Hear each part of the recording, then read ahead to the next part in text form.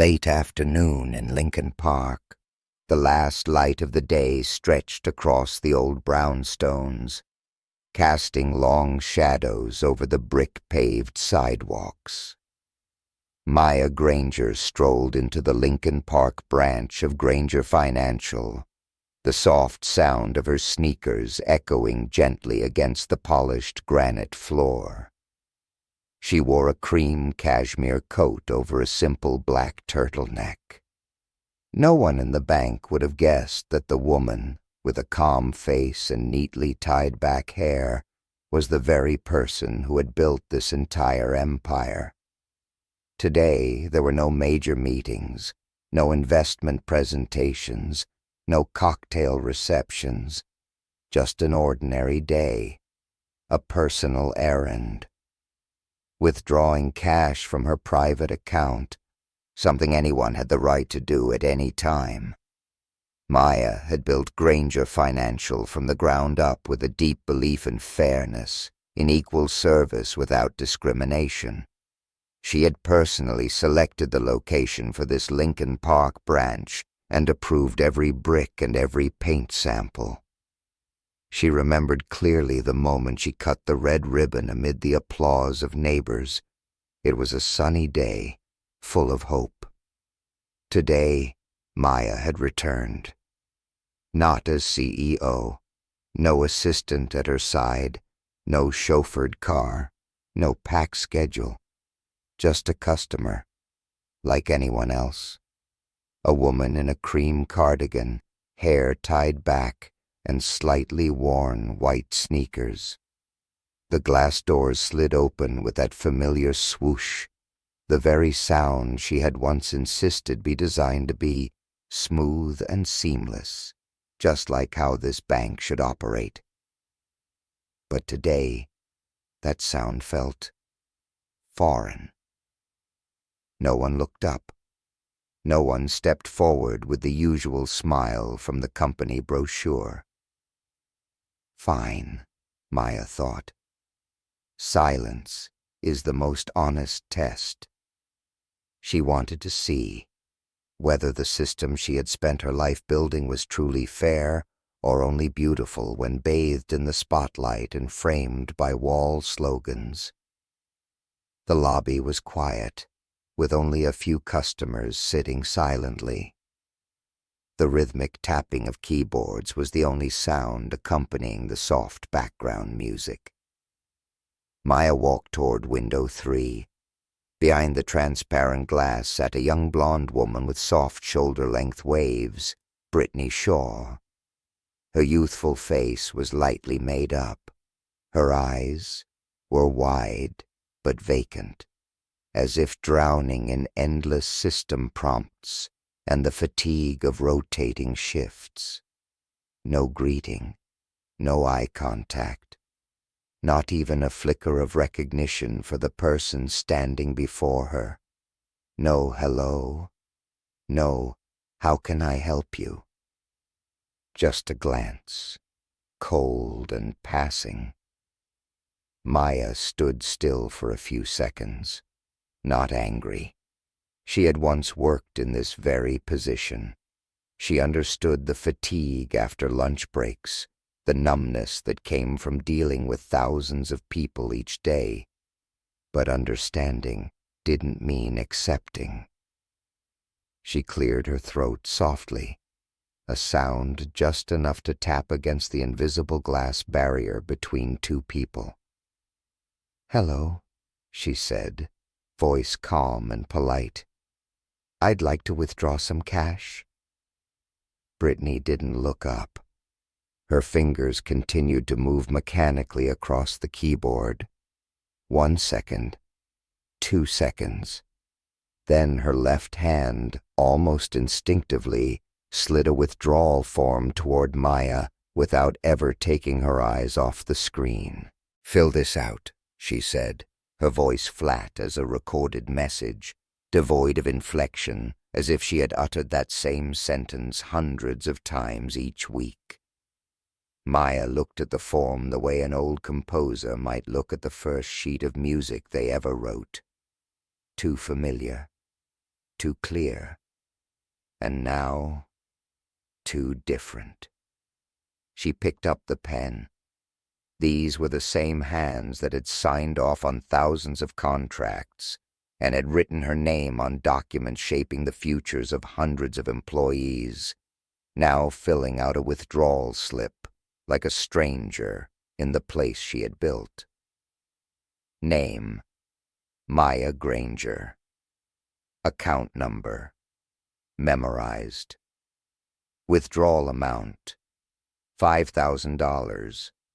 Not a large enough sum to raise alarm, but enough to raise suspicion if the person withdrawing didn't look trustworthy. She slid the completed form and her ID toward Brittany. A gentle push, unhurried but firm. The young woman glanced at them as if still not fully convinced that this transaction needed to be processed. Her eyes, this time, lingered longer. First on the name on the form, then on the photo on the ID, then on the actual face in front of her. And at that exact moment, just for a fleeting instant, there was a subtle change in Brittany's eyes. Not quite recognition, not quite a surprise, but hesitation, as if her mind had just typed a new command. Wait, that name sounds familiar. A slight furrow between her brows. A small crease appeared at the corner of her mouth.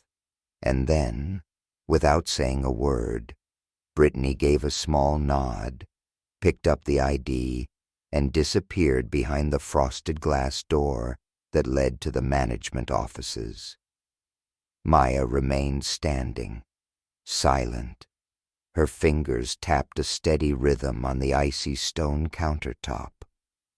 Each beat, like the ticking of the wall clock she had chosen for this branch herself. And with every second that passed, she knew one thing for certain.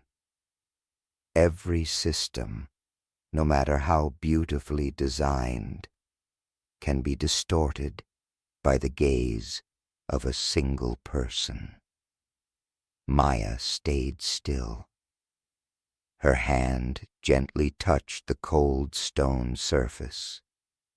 Everything in the room was polished and pristine. But the air, something about it was different. She was used to being judged, to the looks that tried to determine whether she belonged somewhere. But today was different. Today, this was her domain, and someone was checking the passport of a queen inside the very kingdom she had created. The glass door opened with a soft click, ushering in a chill of judgment. Alongside Brittany returned a tall man in a light gray suit, his tie so perfectly knotted it looked unnatural. Richard Harmon, Lincoln Park branch manager, the very man whose resume Maya had reviewed, whose hiring budget she had personally approved. "Good afternoon, Miss Davis," Richard began, his eyes briefly scanning her face before settling on the form on the counter. His voice was smooth like the stone surface, polite to the point of coldness. "Maya Granger," she replied softly, her eyes unblinking.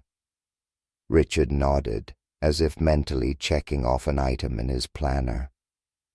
"I was told you're here to withdraw a cash amount." "Yes, $5,000 from my account." He leaned forward, lifted the form and ID, and held them up to the light as though checking for counterfeit currency. Maya remained calm, but beneath the thin layer of her cardigan, her chest began to tighten with each breath. She wasn't used to being treated like a suspect, especially not here. Not in a place where every brick in the wall had once been hand-picked by her, laid with heart and tears.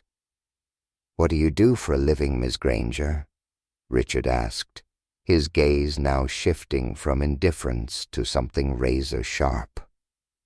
A breath. Maya looked him square in the eyes. "I run a bank." Richard raised his eyebrows, an affected gesture of surprise that couldn't quite hide the underlying doubt. "Is this a personal account or a business one?" She tightened her grip on her bag.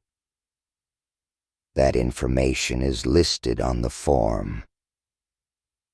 He didn't respond. He just continued flipping her ID back and forth, this time with such intensity it seemed he was searching for a typo in the government stamp. Brittany stood beside him, silent. Her eyes blinked rapidly. Not a single person in the room seemed willing to ask the question that hung heavily in the air. Are we doing something wrong? No, because they were clinging to what they called procedure, a mask to cover bias. Richard placed the ID down but did not lift his head. "We need to verify a few more details before processing your transaction," he said, his voice as light as if he were commenting on the weather. "Just protocol. What protocol requires asking a person's profession before allowing them to withdraw $5,000 from their account?" Maya replied, her voice soft, yet firm as velvet-wrapped steel. No answer. And just for clarity, Richard continued, "Is this your first time transacting at this branch?" Maya paused for a moment, then gave a soft laugh. Not one of amusement, but the kind of laugh only people who've endured enough can manage. "Number, I've been transacting here since the day this branch opened," she said. "I cut the red ribbon. I gave the opening speech, and I shook hands with every employee here, including the one standing in front of me right now." The air turned colder. Brittany lowered her head. Richard kept his face unreadable, though a small vein in his neck began to twitch. "So, you confirm the withdrawal amount is $5,000, he asked, more slowly this time, as if the number itself raised suspicion.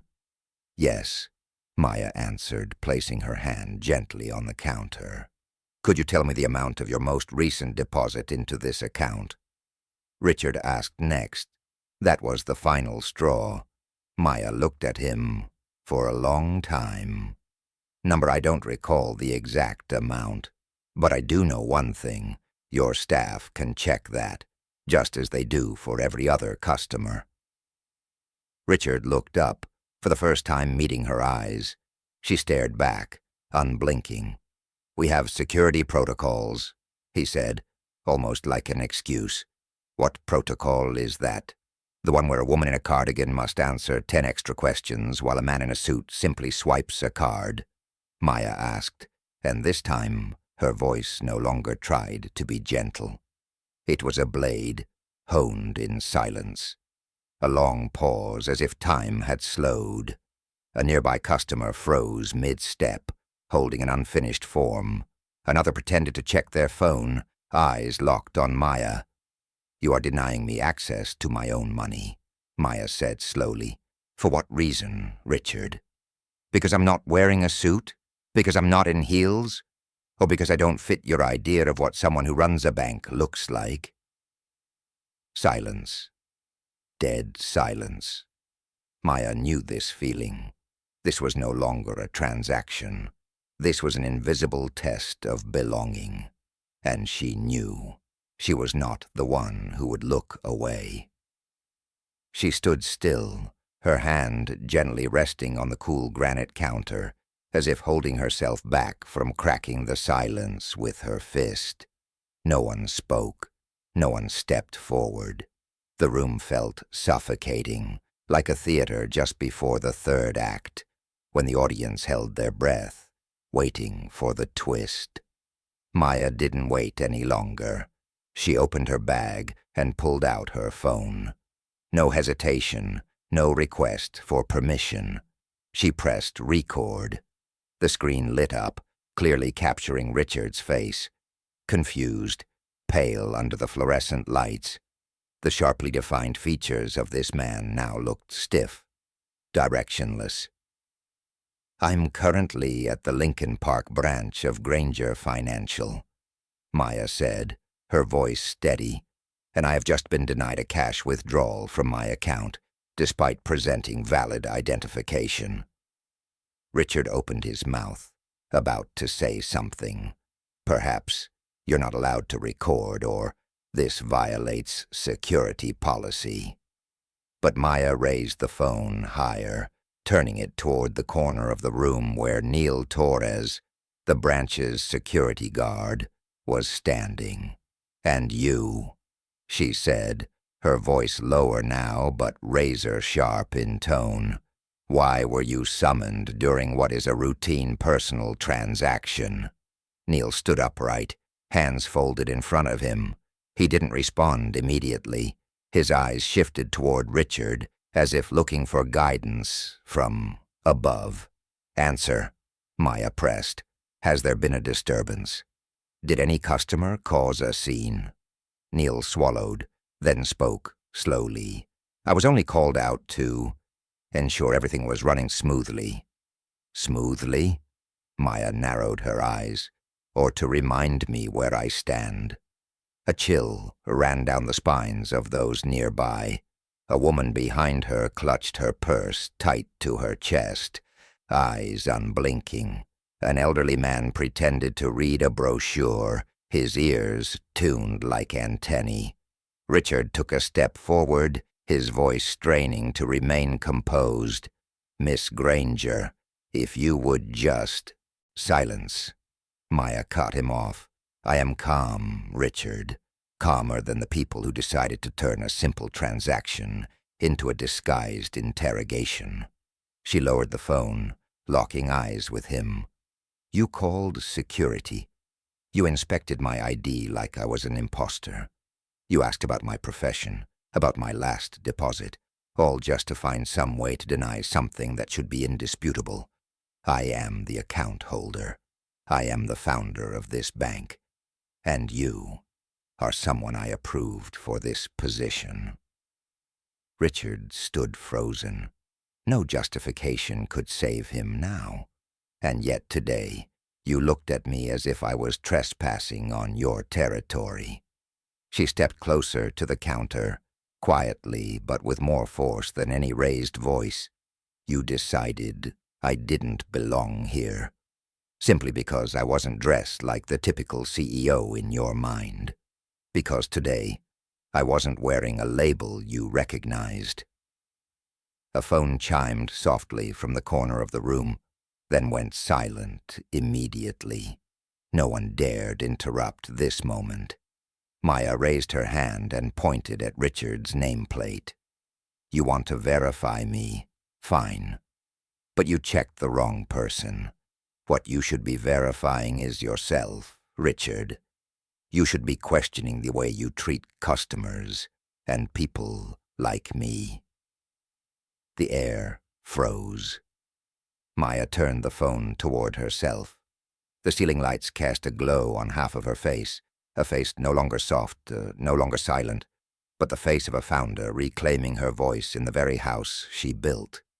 "This is not just a transaction," she said, each word etched slowly into the space around her. "This is a test, and you've failed it." The atmosphere inside the bank lobby now felt like a courtroom without a judge, without a gavel, without lawyers arguing, just silent eyes and a woman standing alone, holding her phone like a mirror reflecting back the truth. Richard Harmon The man who once believed he controlled every breath inside this branch now stood frozen like stone, his hands clasped tightly in front of him as if trying to steady his chin, but his fingers betrayed everything. They trembled. His eyes darted, a panicked, unconscious flicker, toward Brittany standing behind him, pale as paper, then to Neil, the security guard, now stripped of all that customer service confidence he had practiced. No one returned his gaze, no one dared, and there was nowhere left to hide, no internal policy thick enough to conceal the truth that now stood exposed more plainly than ever before. The system was wrong, but this time, the person wronged by the system was the very one who had created it. Maya turned slowly. She didn't need to raise her voice. She didn't need to slam her hand on the table. She just needed to stand, anchored like the eye of a storm, while everything spun around her, and she remained eerily calm. She looked around the room. To the left, a young mother holding a child stared at Maya in awe, as though just realizing something far beyond what she had expected to witness. Next to her, a student in a dark hoodie pressed himself tightly against the wall, gripping the strap of his backpack as though clinging to something solid. In the far corner, an old man with a silver beard still held a payment slip in hand, though he was no longer reading the print. He squinted, struggling to recall. Maya Granger? Why does that name sound so familiar? Maya inhaled deeply, not from anger, but because disappointment had reached its limit. She stepped up to the counter and picked up her ID, which Richard had left behind like a scrap of worthless paper. She looked up. Her voice wasn't loud, but it echoed as though each word fell onto a steel floor in the middle of the lobby.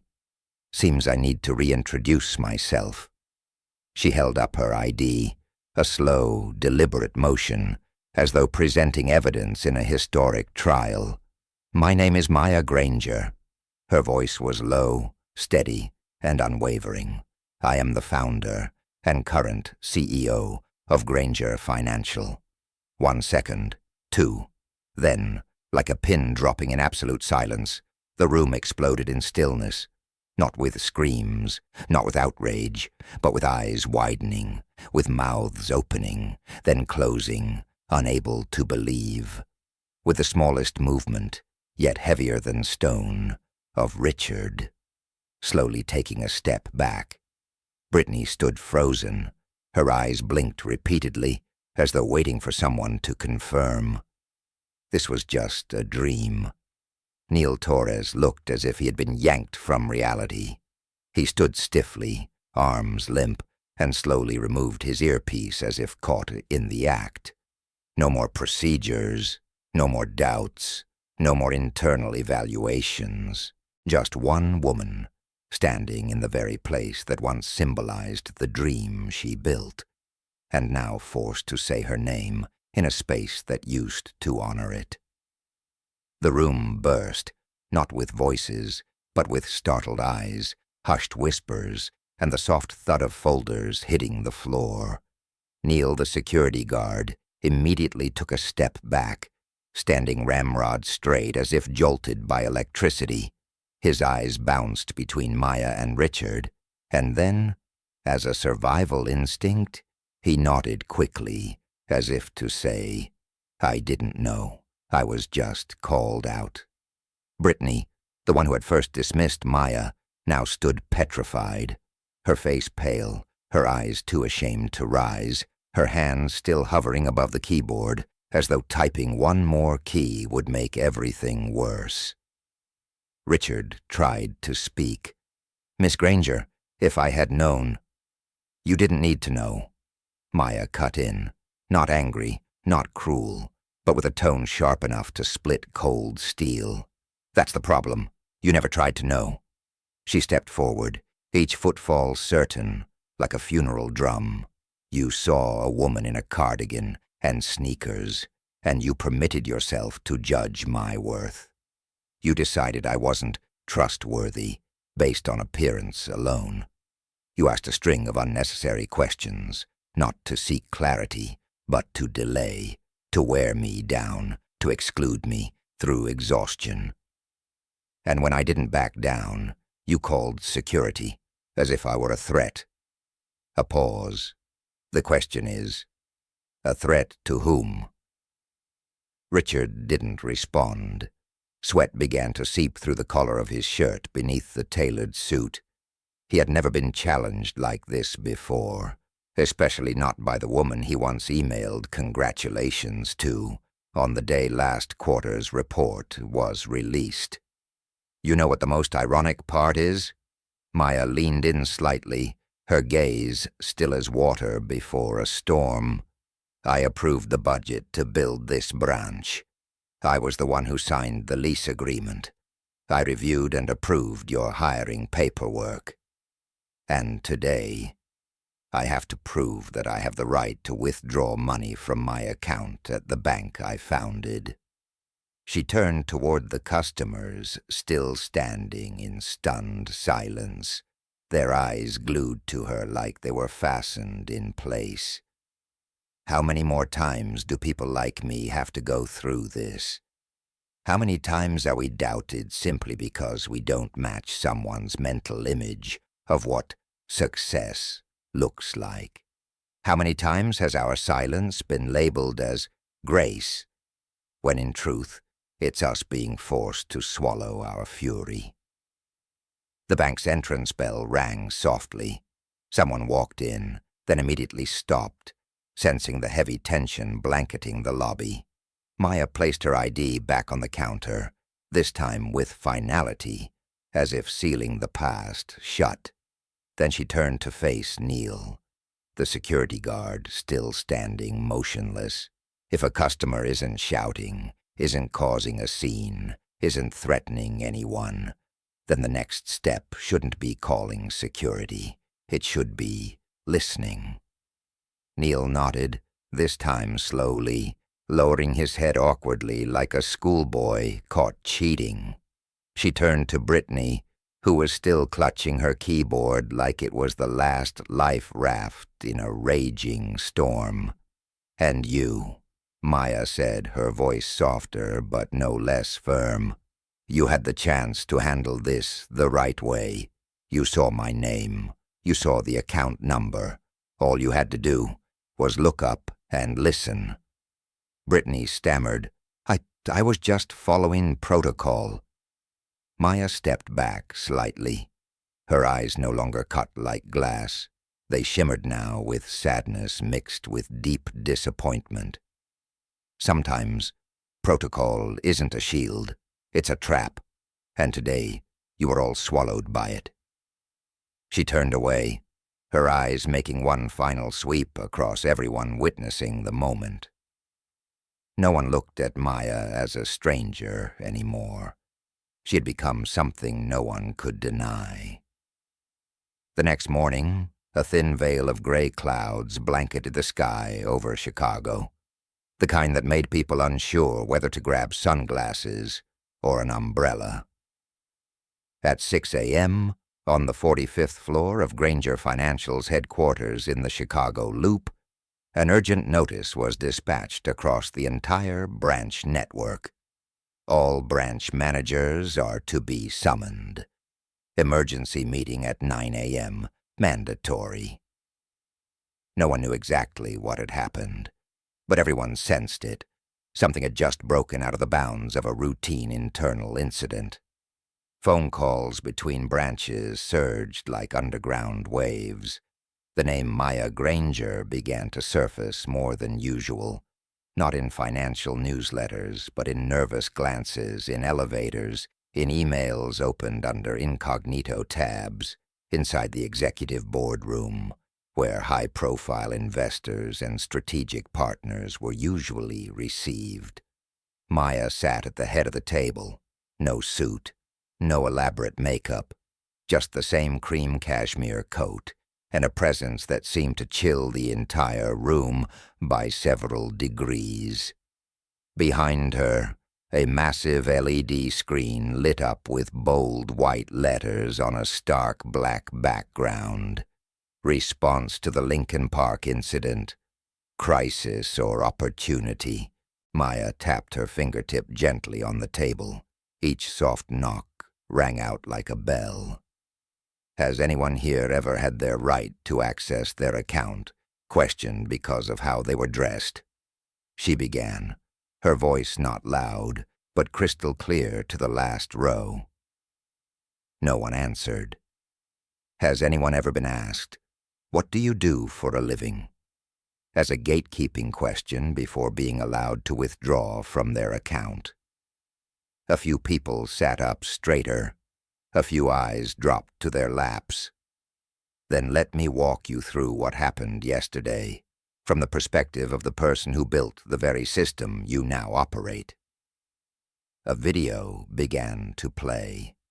On screen, Richard Harmon flustered, Brittany terrified, Neil Torres speechless, and Maya calm, composed, never angry, simply asking for access to her own money. No reenactment, no effects. Every gaze in the boardroom locked onto the footage, frame by frame, each question, each suffocating silence. Maya paused the video on the final scene. When she said her name, Richard frozen, the stunned silence inside the bank. "I'm not sharing this to shame anyone in that video," she said. "I'm sharing it because what happened yesterday wasn't an isolated event. It's a symptom of something much bigger. Unconscious bias, the unspoken judgment of worth through appearance, and the utter failure of procedure when what's needed is humanity." A new slide appeared on the screen. Immediate Decisions 1. Termination of Richard Harmon, effective immediately. Second, suspension of Brittany Shaw for 14 days, pending further investigation. Third formal warning for Neil Torres, reassigned to a non-customer-facing role. Fourth mandatory, bias and human-centered service training across the entire system. Rollout within 14 days. 5. Establishment of an internal customer hotline to report unfair treatment, with direct access to the CEO. No one objected. No one dared. Because everyone knew if the person standing in that lobby yesterday hadn't been Maya Granger, but a single mother, an elderly immigrant, or a college student who hadn't yet graduated, what would have happened then? "Justice," Maya said, her eyes scanning the room, "doesn't come from a framed statement on the wall. It comes from us choosing to stand, exactly where the wrong begins." A beat of silence, then one person clapped, then another, and finally, the entire boardroom rose in a standing ovation, not because Maya was the CEO, but because they all understood. Today, something right had been done. 1 week later, Lincoln Park eased into autumn. The kind of autumn Chicago is known for, where poetry meets the biting wind. Golden leaves drifted gently onto the sidewalks, collected in the windowsills of quiet cafes, and gathered along the awning of Granger Financial Branch, number 672. The place that had once been the eye of a storm, and now the birthplace of change. Inside the lobby, the atmosphere had completely changed. Brittany was no longer behind the counter. She had submitted a request to transfer departments after completing her training. Richard's name no longer existed in the system. His nameplate had been replaced by a new branch manager, a young man who had previously worked at the West Loop location, known for his kindness, his refusal to discriminate, and his natural gift for listening.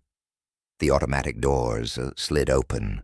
Maya Granger stepped inside.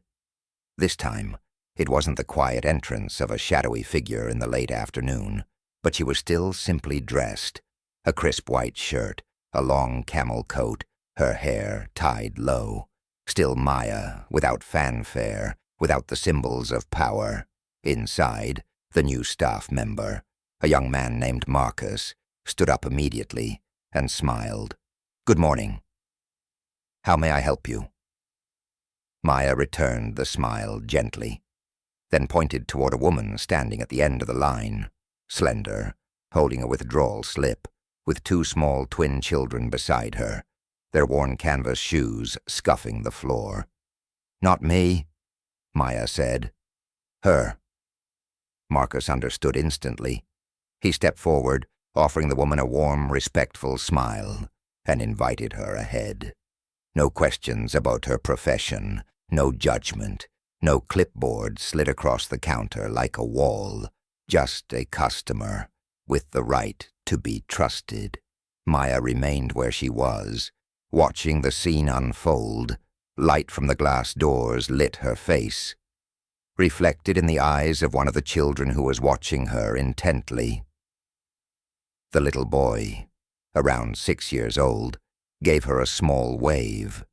She waved back, then walked over and sat down on the long bench near the entrance. The same bench where she had once stood in silence, waiting under the weight of suspicion. But this time, she wasn't waiting to withdraw money. She was waiting to witness something that seemed small, but stood as powerful proof of a victory. The trust had returned, and justice, this time, didn't need to knock. It was already inside.